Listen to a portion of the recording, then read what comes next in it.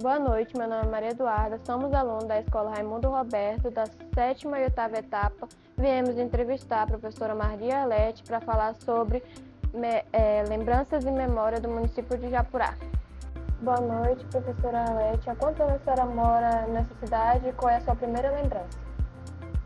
Bom, eu cheguei aqui, eu ia fazer 16 anos, então estou com 61, tem um bocado de tempo, né?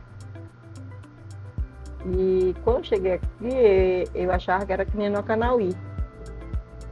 Só que quando nós chegamos aqui, era uma ladeira enorme, que a gente tinha que subir, com paredões de um lado e do outro. Aquilo que para mim, eu fiquei preocupada, com medo das árvores, do barranco que caía em cima de nós, porque era muito estreito o caminho, né? Que eles cavaram para poder colocar as coisas para cima, pedra, para fazer as escolas. Quando nós chegamos aqui já tinha escola, tinha até vi aqui ainda agora uma foto, o almoxarifado, estava aqui uma foto do almoxarifado.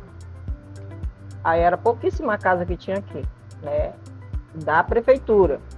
O resto eram os moradores, mas moravam distante. Tinha um povoado lá, para lá do seu Campo do Vieira. Tinha outro povoado lá na ponta aqui do seu Davi. E aqui as casas eram espaçosas. E a gente ia pelo caminho, né? Se queria ir lá no seu Davi, tinha que ir pelo caminho. Se queria ir lá para onde morava a família Duarte, que era lá abaixo, onde é a CEAM agora, tinha que ir pelo caminho. Então era cheio de... E aí foi evoluindo com o passar do tempo, foi evoluindo. Eu vi uma casa aqui, eu não sei nem cadê. Uma casa, essa daqui, por exemplo, foi quando... Tá aqui a maldita, quer dizer que nem a minha. Esse hospital aqui, ó, quando nós chegamos, estava só o alicerce dele. Essa igreja não tinha, que era um campo de areia, que a gente fazia as atividades físicas. E esse daqui só tinha o alicerce e aquele monte de tijolo. Aí depois que levantaram, né? E aí veio evoluindo. E tinha quando eu cheguei aqui, o botão de luz funcionava até meia-noite. Então, quinta e sexta, quando apagava a luz, tinha que estar todo mundo aí nas suas casas, porque tinha uma miragem. Ninguém ficava na rua, porque todo mundo com medo dessa assombração, tá? E aí, agora, com o passar do tempo, foi sumindo a miragem. Não sei o que era, mas também nunca vi, também não sei, né? E aí essa JK era um canavial, daí da escola até lá onde a Rosália mora, era um canavial, né, que os larigós plantavam, ele fazia rapadura. E a economia aqui era o latex, que era a borracha, e a agricultura, né? Eles levavam laranja daqui para vender lá no Canauí, levavam limão, por isso que o nome é limoeiro. E quando eu cheguei aqui não tinha limão, o que eu fiquei intrigada. Tinha muito abacate e mamão, mas limão não tinha, né? E passado o tempo foi melhorando isso aí, foi evoluindo. A quadra era batida de barro, agora que está coberta. E depois eles jogaram uma camada de concreto. E aí, quando nós víamos os homens jogar, a gente queria também. Então, a gente começou a se movimentar. Foi muita briga. A gente ia lá com o prefeito. Não, nós queremos. O prefeito deu 2 dias para nós. Então, sábado era quem chegasse primeiro. Então, só deram 2 dias. Eles ficaram com 3, nós ficamos com 2. Sábado era quem chegava primeiro. Então, nós chegávamos meio-dia lá, para ninguém tomar daqui da gente. E aí, nós fomos evoluindo. É a minha lembrança que eu tenho. E, como eu falei antes, os alunos eram próximos do professor. E então, tem muita coisa aqui que está mudado. Muita coisa mesmo. Mas a maioria das lembranças não estão aqui. Já que estão aqui, são novos. Como lá, eu vi uma foto, não sei onde foi, a balsa que trazia todo o mantimento para cá da prefeitura era de madeira, vinha de madeira até aqui, né? Quando nós chegamos aqui. E as mercadorias que a gente carregava era no lombo, que nem burro, colocava na costa e subia. E quando a gente queria pegar água, tinha as escadazinhas, que eram não sei quantos degraus. E aí a gente, quando chegava aqui em cima com a lata d'água, estava para morrer, porque era muito degrau, né? Então, hoje vocês têm água na encanada, antes não tinha. E foi anos de luta, né? Quem viveu naquela época para cá sabe que muita coisa mudou. Mudou nós como pessoa, mudou a mentalidade dos adolescentes e veio mudando de lá para cá. E como era a vida das pessoas aqui quando a senhora chegou? Como era a vida das pessoas? Aqui quando a senhora chegou? Se for em termos de vivência, tranquilo, porque a gente dormia com a casa aberta, né? Não tinha ladrão. E se for em termos de alimentação, era pesca, agricultura e a borracha que eles produziam para se manter. Era assim que era a vida deles. Eles não tinham porque não tinha naquela época. Naquela época tudo era difícil, né? A farda que, por exemplo, tinha que guardar lá, dormir lá no seu Raimundo Inácio, que ele morava aqui para baixo, né? Então o porto que o motor parava primeiro era lá. Então ficava lá esperando o motor chegar, que ele anunciava, passava o aviso na Rural de Tefé, e aí o cidadão já ficava esperando lá para comprar o pano para a calça e a camisa branca, a conga e a meia. Né? Então, quem comprava primeiro, os seus filhos iam fardados. E quem não comprava, os seus filhos não entravam. Era desse jeito na época. Né? Então, o custo de vida naquela época, porque não tinha enlatado, então seria mais saudável do que hoje. Hoje a criança não come mais.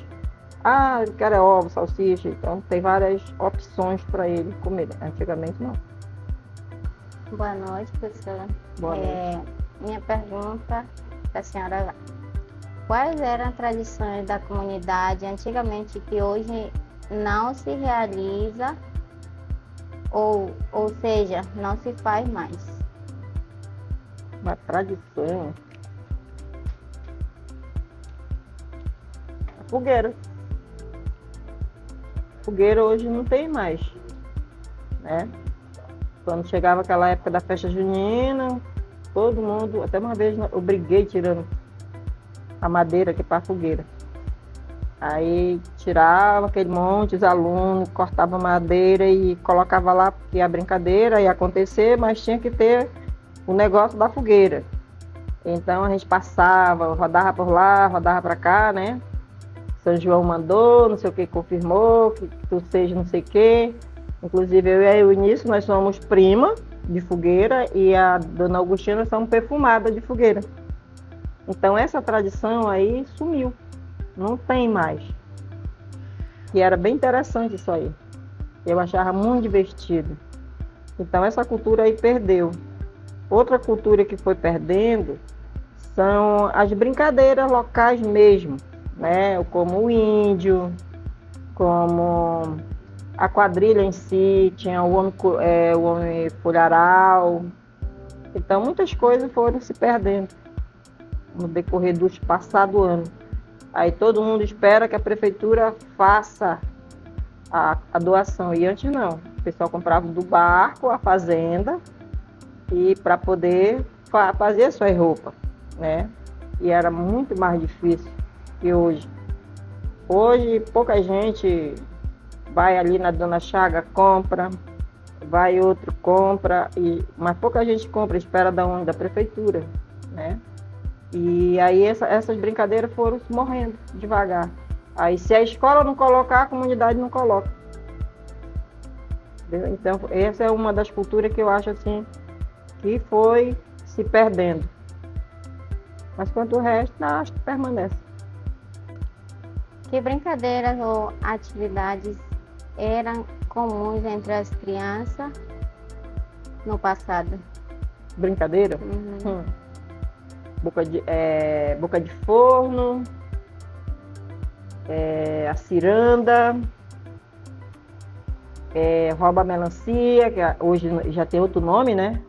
A pessoa ficava de cócara e batia na cabeça, rouba melancia, pular corda. Daquela época era isso daí. Aí depois, parabola, que a gente enfiava, de noite de luar, enfiava assim um pauzão grosso, tipo um pau de sebo. Aí dividia, se fosse 12 meninos, ficava 6 para um lado e 6 para o outro. Aí ia pro par ímpar. Quem ganhasse, ficava lá no pau, enquanto um jogava a bola e todo mundo se espalhava. Aí parabola. Aí daquele pau lá, ele ia jogar a bola para atingir no outro. Enquanto ele não atingisse todo mundo, aí, porque tinha o tempo. Se um chegasse e pegasse que a gente chama manja, aí continuava ele de novo. Era bem interessante essa brincadeira. Mas aí já veio o Paturi, já veio o Jameson, aí já veio outras brincadeiras, o elástico. Aí já veio outras brincadeiras. O bole-bole nós brincávamos muito, até uma amiga minha sonhou de noite com bole-bole, que o Satanás estava querendo levar ela. A gente parávamos de brincar, então a gente fazia as bolinhas de barro, né, de barro, as bolinhas todinhas, botava no sol, aí aquele negócio fazia toque, mas era muito legal. Aí essas brincadeiras também. Que hoje em dia já não se vê, né? Não se vê mais não. Sim. Boa noite. Boa noite. Quais pessoas e famílias marcaram a história da cidade? Quais as pessoas e famílias Ou família? que marcaram a história da cidade? Os Arigó. Porque foram os primeiros que chegaram aqui, né, com os indígenas do Mapari. E formou-se a cidade porque o Senhor Antônio Manso tinha a maior parte da terra, aí vendeu para o estado, aí foi quando se formou a cidade aqui. Então os Arigó aqui, seu Raimundo Inácio, seu Chico Vieira, o próprio Senhor Antônio Manso foram os primeiros que chegaram aqui, né? E porque os indígenas ali do pessoal do Mapari já viviam aqui. Que mudanças a senhora percebeu nas ruas, casas e comércios da comunidade ao longo do tempo? Uma mudança estrondosa, né? Que às vezes, quando eu ia a Maraã, eu falava que Maraã parecia uma periferia, né? Enquanto as casas lá ainda eram de madeira, aqui em Japurá eram todas de alvenaria, né? Então, houve uma mudança radical, tanto em termos de moradia, as ruas, a iluminação, que antes não tinha, já tinha a iluminação, o telefone, então houve muita mudança. Como era o acesso à escola e à saúde antigamente e como é hoje? O acesso à escola era diferente do que é hoje, né? Porque antes você estudava para passar. Ou você passava ou você passava. Tinha 2 termos, né? Se você não conseguisse a nota, você repetia de ano. Com o passar do tempo, se você ficasse em 2 matérias, você tinha o direito de passar e pagar a matéria no outro turno o ano seguinte. E hoje, se você ficar em todas as disciplinas, você tem direito a fazer a recuperação. E o acesso à escola era sempre a pé, né? A gente nunca tivemos carro, os alunos nunca tiveram carro, nunca tiveram ônibus. E a saúde era o SUS, o acesso era o SUS, que aqui não tem Hoje já tem clínica de consultório, tem consultório de dentista, tem consultório de ultrassonografia, tem laboratório. Antes não tinha que ser o hospital, e para fazer exame tinha que ir para Tefé. De qual forma a chegada da tecnologia, rádio, telefone, celular, internet mudou a vida da cidade? Uma forma benéfica e maléfica, que ela vem junto as duas coisas, né? Porque antes a gente viajava o rio, se quebrasse o barco, ia ficar deriva para lá. Se não passasse uma canoa, você estava lascado. Hoje não, hoje pega, coloca uma internet móvel no barco e você vai se comunicando todo. Isso favoreceu muito a nossa vida, né? Uma vez nós fomos com o arraial da Dona Nazaré, que faleceu essa semana, lá no Macupiri. E o prático era o seu Reinaldo. E ele, meio lombrado, deu uma ré no barco, abriu uma brecha e eu me acordei e eles cochichando que lá no negócio do motor. Rapaz, o motor tá metendo água, já tá na sala de máquina. Eu fui olhar e eu vi a água subindo. Aí eu voltei e disse, bora levantar que o barco vai afundar. E nós fomos pro outro lado do rio e lá todo mundo subiu para a terra e o barco virou. E agora, como que nós ia avisar aqui em Japurá, aqui no Limoeiro, que nós estávamos lá à deriva? Passou um barquinho, um rabeta, foi que deu o aviso aqui, aí foram buscar nós. Entendeu? Por isso que a tecnologia melhorou muito, mas por outro lado tem as suas consequências, né? Aqueles que querem ir para o lado errado, ela tem um lado bom, mas também tem um lado ruim. Boa noite. Boa noite. Houve mudanças nos costumes, na alimentação, nas formas de trabalho da população? Se houve mudança na alimentação. Primeiro, que hoje os pais colocam o almoço, pronto o almoço, colocam na mesa, o filho olha, o que é? Por exemplo, é peixe? Não quero peixe, quero ovos, sopinha, né? Então, mudou muito a forma de se alimentar. Antes não, ou era peixe ou você ficava com fome, né? Hoje não, hoje você tem opções e isso deixou com que a criança se habituasse a se alimentar mal. E as formas de trabalho que na época, voltando lá quando eu cheguei, o prefeito, quando ele via um aluno, por exemplo, você à tarde zanzando na rua, ele perguntava de que pai e mãe tu é, menino. Aí tu falasse para ele perguntava que hora tu estuda. Aí tu dizia, vamos dizer, de manhã. Ele dizia, vem à tarde comigo, tal hora, que eu vou lhe dar um trabalho. Então ele ia lá no almoxarifado, pegava uma enxada e você ia limpar a rua, ajudar as mulheres a limpar a rua. E final de semana você tinha o seu dinheiro. Hoje já ninguém vê isso, porque tem a lei que diz que o aluno não pode trabalhar. Ele não pode trabalhar se ele tirar o aluno da escola para trabalhar. Mas se for uma maneira de você trabalhar como aprendiz, não é que proibido, né? E esse porto aí, nós derrubamos na enxada para chegar onde está aí. Depois que nós derrubamos na enxada, foi que o trator foi e jogou o resto lá para a beira. Entendeu? Para chegar a esse porto que está hoje aí. O capataz era seu Reinaldo. Então, todo final de semana a gente recebia o nosso dinheiro, porque a gente era diarista. Então, todo mundo ia para lá com a enxadinha, cavar areia para ir jogando. Que nem formiga. Um puxava, o outro puxava, o outro puxava, um derrubava, o outro puxava, o outro puxava. E hoje está aí a cidade, né? Vocês, quando verem agora, acho que era desse jeito. Não, nunca foi. Era um córrego desse jeito aqui. Bem, aí acho que tinha uns 10 metros de altura. Eu só tinha medo, era das frutas quando caía.